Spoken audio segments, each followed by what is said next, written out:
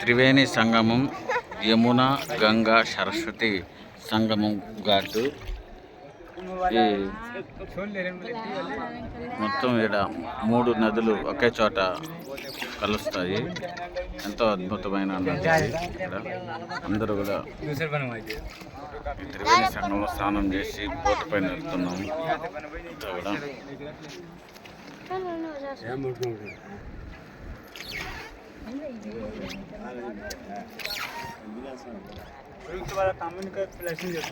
ఇంత కూడా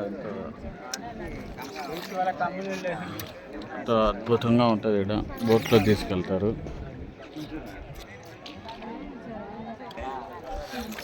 ఇదంతా కూడా ప్రయాగ్రాజ్ యమున, గంగా, సరస్వతి నది సంగమం.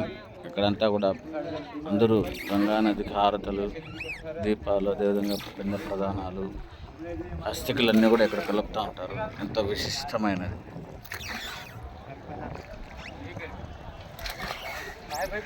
మన హిందూ సంస్కృతంలో ఎంతో విశిష్టమైనది నది.